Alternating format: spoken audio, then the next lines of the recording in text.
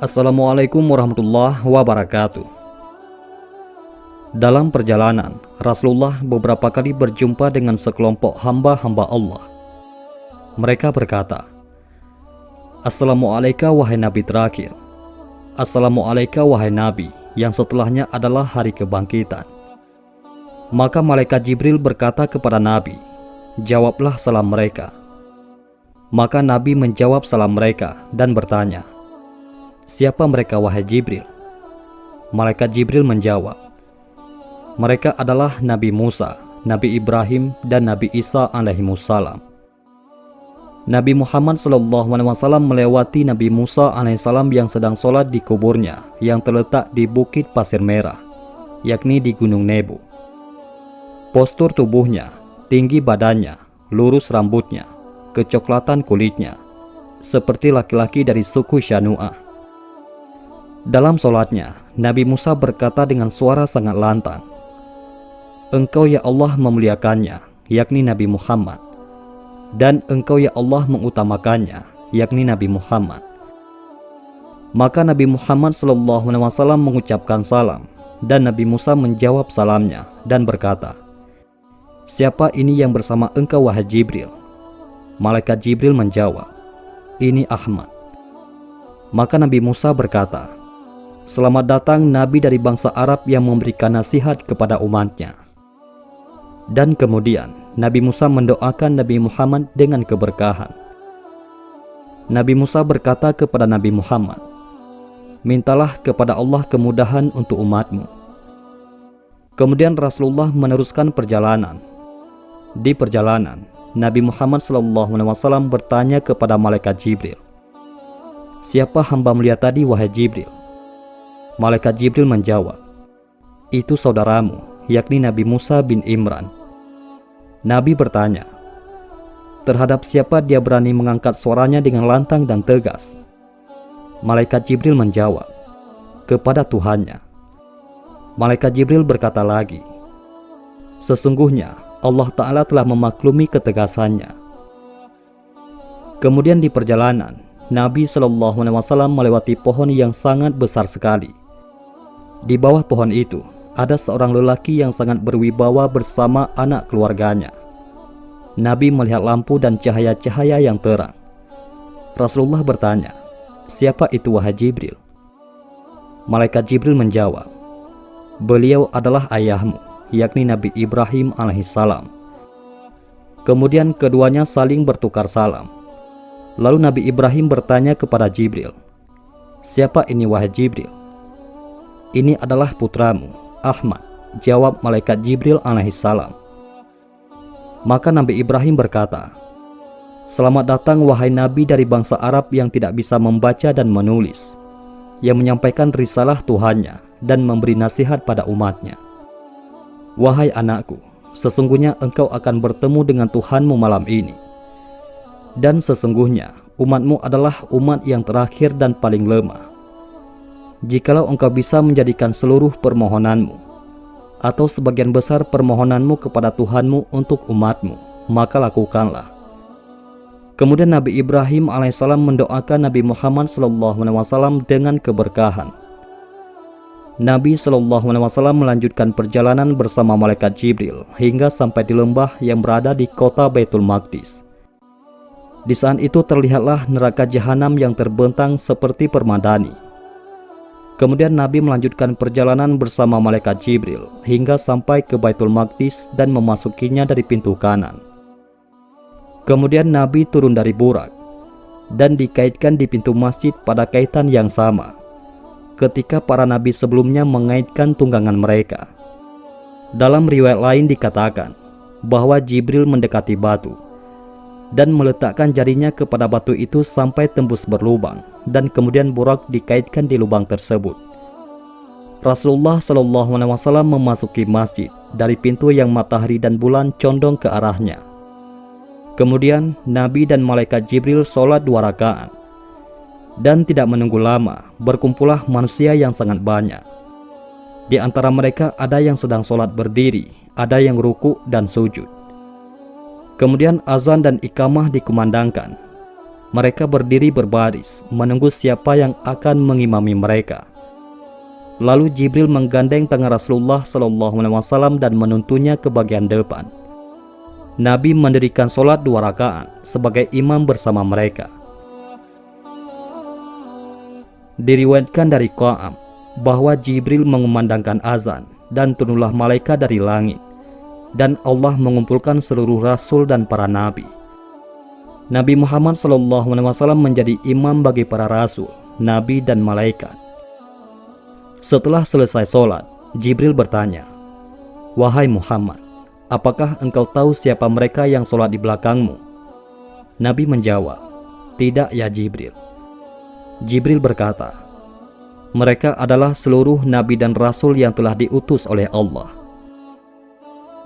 Diriwayatkan dalam hadis Abu Hurairah yang diriwayatkan oleh Imam Al-Hakim dan disahihkan Imam Al-Baihaqi, Nabi Muhammad SAW berjumpa dengan para arwah nabi dan rasul. Kemudian mereka memuji kepada Allah. Berkata Nabi Ibrahim alaihissalam, "Segala puji bagi Allah yang menjadikanku sebagai khalilnya, yakni sahabatnya, dan memberiku kerajaan yang agung, dan menjadikanku laksana umat yang kembali kepada Allah, dan menjadikanku panutan yang diikuti, dan telah menyelamatkanku dari api, sehingga menjadikannya bagiku dingin dan penuh kedamaian." Nabi Musa alaihissalam memuji kepada Allah, "Segala puji bagi Allah yang telah berfirman kepadaku secara langsung, dan menjadikan kehancuran Fir'aun dan keselamatan Bani Israel karena sebab perjuangan tanganku, dan menjadikan sekelompok dari umatku sebagai petunjuk akan kebenaran, dan dengan kebenaran mereka berbuat adil." Giliran Nabi Daud alaihissalam memanjatkan pujian kepada Allah, "Segala puji bagi Allah yang menjadikan untukku kerajaan yang agung, dan melunakkan besi, dan menundukkan untukku gunung-gunung yang bertasbih dan juga burung, dan memberikanku hikmah dan fasil Alkitab." Kemudian Nabi Sulaiman alaihissalam menyampaikan pujiannya kepada Allah, "Segala puji bagi Allah yang menundukkan untukku angin, menundukkan kepadaku setan-setan. Mereka bekerja untukku apa yang aku mau, dari membangun gedung yang tinggi, dan piring seperti kolam, dan periuk-periuk yang kokoh, dan mengajariku bahasa burung, dan memberikanku segala macam kemuliaan, dan menundukkan kepadaku tentara setan dan burung, memuliakanku dari segala hamba-hambanya yang beriman, dan memberikan kepadaku kerajaan yang agung, yang tidak pantas untuk seorang pun setelah aku, dan menjadikan kerajaanku bersih, tidak ada hisab dan hukuman." Lalu Nabi Isa bin Maryam alaihissalam pun memuji Allah, "Segala puji bagi Allah yang telah menjadikanku sebagai kalimatnya." Maksud kalimatnya, yaitu Nabi Isa diciptakan Allah dengan kalimat kun fayakun sebagai tanda kebesarannya, dan menjadikan perumpamaanku seperti Nabi Adam. Allah menciptakannya dari tanah, dan Allah katakan, "Jadilah," maka terjadi, kun fayakun. Dan segala puji bagi Allah yang telah mengajarkanku ilmu Alkitab, hikmah, Taurat dan Injil, dan menjadikanku penyembuh penyakit buta dari lahir dan penyakit belang. Aku mampu menghidupkan orang mati dengan izin Allah. Allah mengangkatku, menyucikanku, dan melindungi aku dan ibuku dari setan yang terkutuk. Maka tidak ada celah bagi setan untuk mengganggu kami. Setelah para nabi dan rasul alaihissalam memuji kepada Allah dengan pujian yang indah atas anugerah yang Allah khususkan untuk mereka, tibalah giliran Al-Mustafa Nabi Muhammad SAW menyampaikan pujian kepada Allah. "Kalian semua telah memuji Allah, dan aku pun akan memuji Allah atas karunia yang Allah khususkan kepadaku." Kemudian Nabi SAW memulainya dengan mengucapkan, "Segala puji bagi Allah yang telah mengutusku sebagai rahmat untuk alam semesta, dan menyeluruh ke seluruh manusia sebagai pemberi kabar gembira dan pemberi peringatan, menurunkan kepadaku Al-Quran yang di dalamnya terdapat penjelasan tentang segala sesuatu, menjadikan umatku sebaik-baiknya umat yang pernah ada, menjadikan umatku sebagai umat moderat, dan menjadikan umatku sebagai golongan awal yang masuk surga, dan golongan akhir yang lahir ke muka bumi. Segala puji bagi Allah yang telah melapangkan dadaku, menghapus dariku dosa-dosaku, meninggikan sebutanku, dan yang menjadikanku pembuka dan penutup. Maka berkata Nabi Ibrahim alaihissalam, dengan semua ini, Nabi Muhammad SAW mengungguli kalian, wahai para nabi. Para nabi dan rasul saling berbicara dan berdiskusi tentang perkara hari kiamat. Mereka pun bertanya kepada Nabi Ibrahim dan beliau menjawab, saya tidak tahu menahu tentang waktu dan saatnya. Lalu mereka bertanya kepada Nabi Musa, beliau menjawab, aku tidak tahu menahu tentang waktu dan saatnya. Mereka pun bertanya kepada Nabi Isa dan beliau menjawab, adapun waktu terjadinya, sungguh tidak ada yang mengetahuinya kecuali Allah. Dan dari apa yang telah sampai kepadaku, bahwasanya ketika Dajjal keluar dan aku membawa dua bilah pedang, ketika Dajjal melihatku, dia meleleh seperti melelehnya timah, dan Allah akan membinasakannya ketika ia melihatku. Hingga pada saat itu, bebatuan pun akan berkata, wahai muslim, di bawahku ada seorang kafir bersembunyi, maka kemarilah dan bunuhlah dia, dan Allah akan membinasakan mereka semua. Kemudian kembalilah para manusia ke tempat masing-masing. Dan pada saat itu, keluarlah Ya'juj dan Ma'juj, dan mereka turun berbondong-bondong dari tempat-tempat yang tinggi, memasuki kota-kota. Tidaklah mereka datang ke suatu tempat, kecuali mereka hancurkan dan bumi hanguskan. Dan mereka tidak melewati air, kecuali mereka meminumnya hingga habis. Sehingga seluruh manusia mengadu kepadaku, lalu aku pun berdoa kepada Allah. Dan Allah kemudian hancurkan mereka dan binasakan mereka semua, sampai bumi menjadi busuk karena bau bangkai busuk mereka.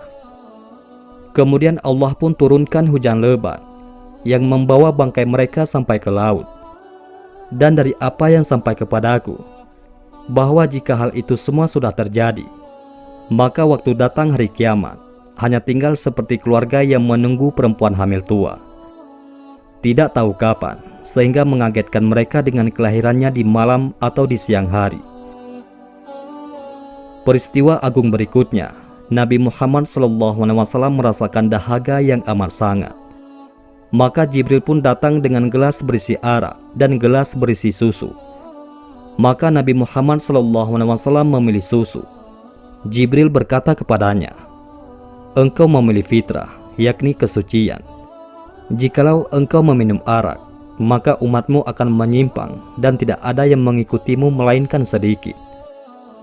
Di dalam riwayat lain, gelas tersebut ada 3, yang ketiga di dalamnya berisi air. Jibril berkata padanya, kalau engkau meminumnya, maka umatmu akan tenggelam.